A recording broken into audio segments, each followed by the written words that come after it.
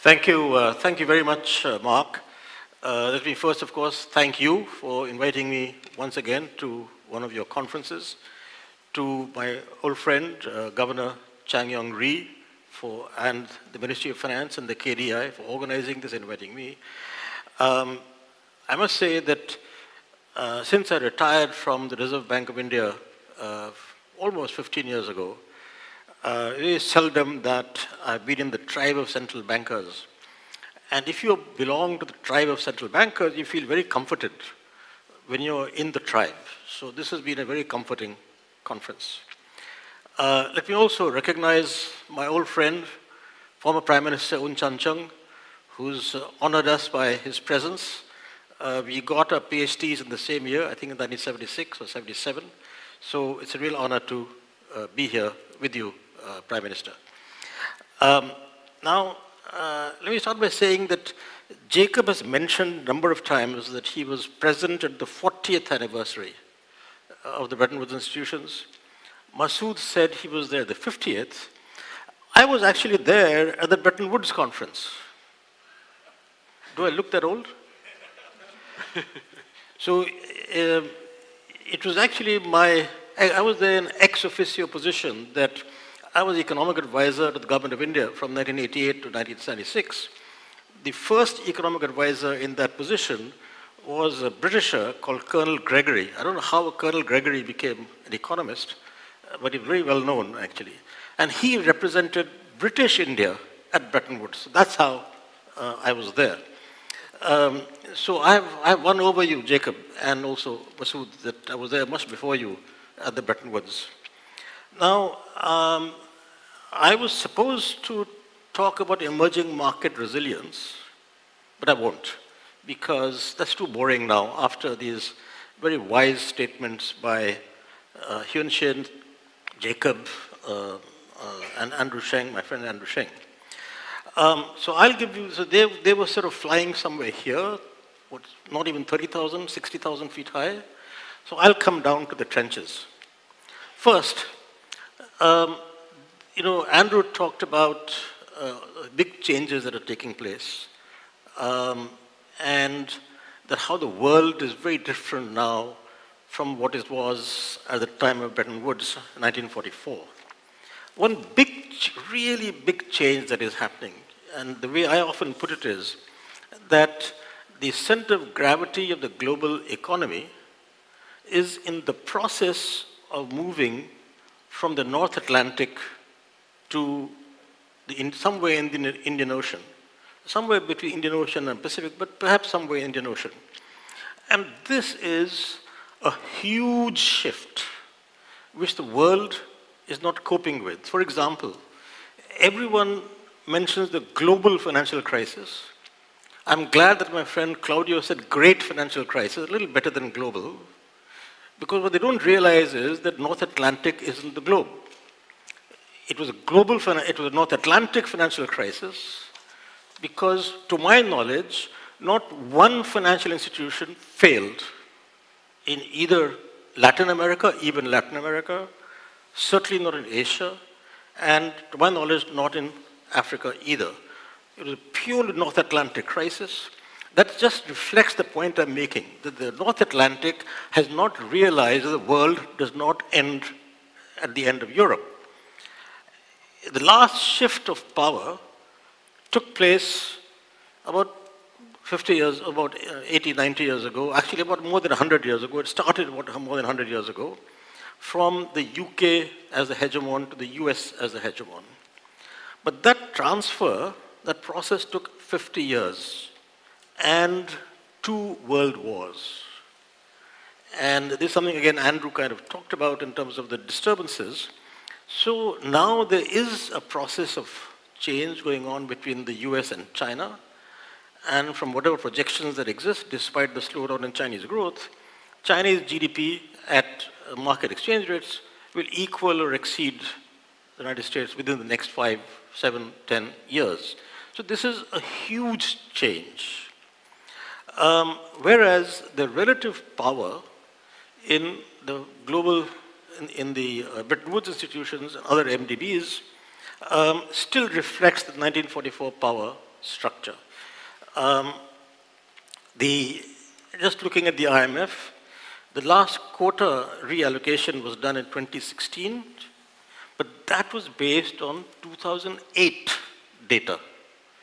So in other words, the quota shares today in the IMF, to take one example, reflect the country economic weights of 16 years ago.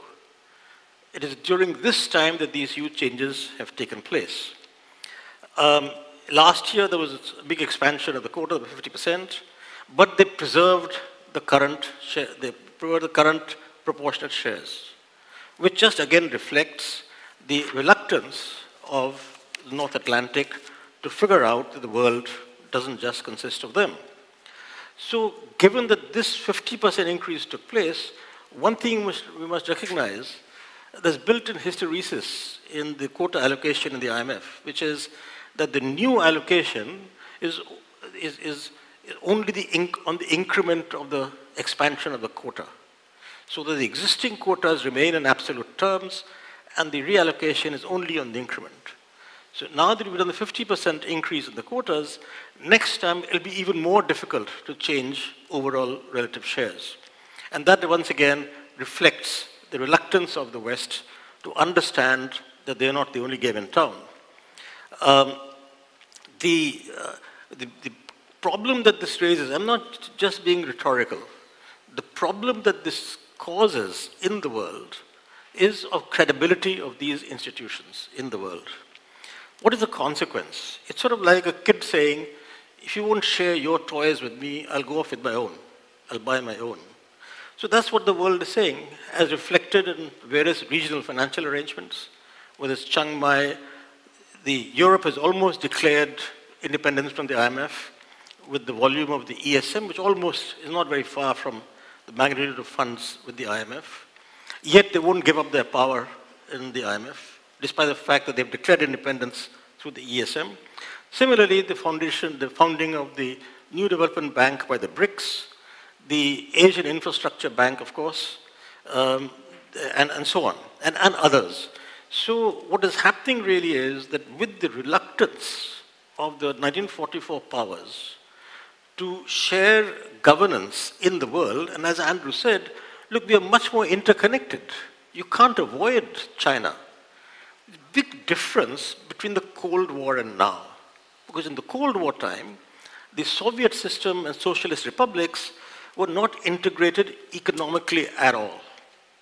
Yet what you might remember is that because of the Cold War, the West was still negotiating happily, in some sense, or unhappily, with the Soviet Union to tone down the Cold War, to tone down, have nuclear test ban treaty, the nuclear treaty, and so on. So there was, because that is where the intersection took place, there was a dialogue between those powers. Now it's much more to understand that the economic interdependence, as Andrew said, is very much there, so you can't avoid it. Similarly, the weakening of the WTO, now there's huge proliferation of regional trade arrangements and also bilateral trade arrangements. Once again, what is happening? You weaken the WTO, you have more different toys to play with. People are just declaring independence. And by the way, this is connected with the resilience of, I'm talking the G20 emerging markets, resilience. Basically, they've declared independence. That, look, we don't need the Bretton Woods institutions. We can take care of ourselves. After the experience of the Asian financial crisis, the North Atlantic financial crisis, that having learned our lessons, we are then relying on ourselves, whether it is through higher reserves, whether it is through better macro policies, whether it is through better staffed central banks, institutional arrangements, etc.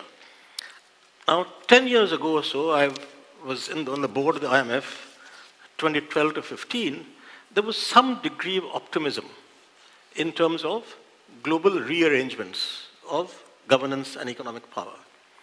Now, with the increasing US-China geopolitical confrontation, of course the US-Russia geopolitical confrontation, it is difficult to foresee any kind of rapprochement at this time.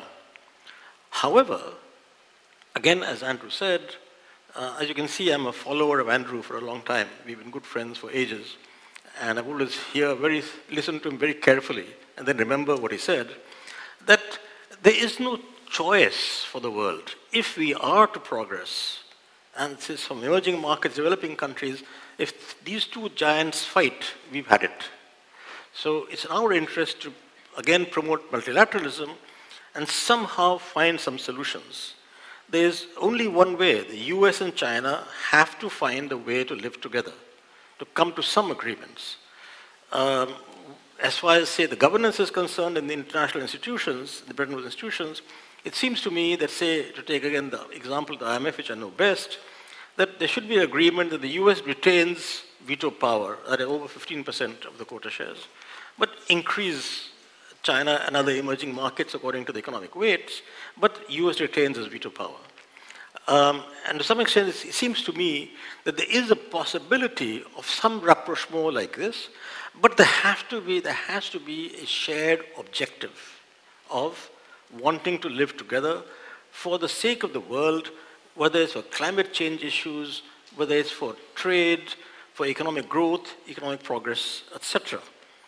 Masood said in his opening remarks yesterday that after the report of the N.K. Singh, Hilary Summers committee on reform of the MDBs, that it is a very good report, but he pointed to the difficulties in implementation. And among the things that was reported, there were many, many suggestions in that report. There was a clear need for large expansion of the lending capacity of the MDBs to the emerging market and developing economies, which really means the need to heavily expand the paid-in capital of the MDBs. Now, Andrew went much further than I would in terms of his ambition of allocating 650 billion SDRs to the paid-in capital of the MDBs. But just to give an idea, that there is a level of the paid-in capital is a leverage of about 10 times in terms of lending capacity. So if you just give 10 billion, if the world put together, not just the United States, if the world put together just pays in about $10 billion as paid-in capital of the US, of the World Bank. It means lending capacity increasing by $100 billion. Again, as Andrew mentioned, looking at the billions and billions of dollars going into Ukraine, what is necessary, going into the Middle East, what is necessary, from one country, the United States, and not even talking about Europe. And what is $10 billion? It just means there is no capacity, there is no intention, there is no intention of strengthening these institutions, because $10 billion is nothing in today's world. It can be $10 billion every 3 years, every 2 years.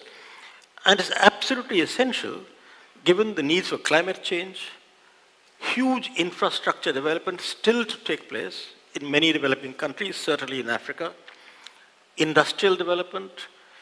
People talk about trade, as shown yesterday, that the deglobalization hasn't affected trade as much as people talk about. Long way to go. One of the points I make is, if you take ASEAN +3 plus South Asia, that's about 4 billion people. Our average per capita income is somewhere between $3,000 to $4,000. Just think, if we grow even 4% a year, the incremental demand for consumer goods will be much larger than the incremental demand that came from the West that fueled East Asia. So there's a long, long way to go, but all of this needs much greater funding and global cooperation. On climate issues, climate finance issues, a lot of talk about public-private partnerships, private capital, etc. But as Ayhan, you showed that 70 developing countries have absolutely zero capacity to borrow, certainly on the private markets. So I don't know why this is an illusion that MDBs keep pushing, that we'll do private sector financing, because they don't want to do it, because the developed countries don't want to fund these institutions. Also, in terms of the, you'll be happy to know, I'm running out of my notes, so So on PPPs also, the record, once again, the World Bank's own studies of even 10 years ago, 15 years ago, particularly in Latin America, demonstrate all the difficulties in doing PPPs. I headed a committee in India on financing of infrastructure in 1997, which proposed much greater private sector participation in infrastructure. But I don't think we foresaw the difficulties in doing it. So it seems to me that these are illusions that must not be marketed by the MDBs because they know better from their own work. I told you that I would, furthermore, as again was mentioned, the weaponization of the dollar, the freezing of reserves, dollar reserves by the US, whether it's Russia, whether it's Afghanistan, whether it's Iran, obviously it tells us, look, don't take this risk. It's the US itself telling you, don't take this risk. Also, the weaponization of SWIFT, again, is telling you, invent your own payment system. So there's huge amount of fragmentation taking place. I'll stop here, Mark. You're looking very impatient. I actually have another paper to talk about the emerging markets, if you like. But the point about the emerging markets, I'll just conclude on that, is what I said earlier, that the data were given by Laura, on the one hand, also by Mark, by Ihan, that it is true that at least some G20 emerging markets, I've not looked at the others in the kind of detail and firepower that Ihan has, but it is true that both in the North Atlantic financial crisis and the COVID crisis, we have done much better, mainly because of the buffers that we have built up in our foreign exchange reserves, improvement in our fiscal policies, improvement in our monetary policies. We did not let our fisc loose like the US and Europe did. We did not, so our inflation was much higher than the developed countries to begin with, so we didn't increase inflation very much. So we didn't have as much to do, which is why we're in much better shape. Thank you, Mark, for inviting me once again. It's been a privilege and honor to be here. Thank you.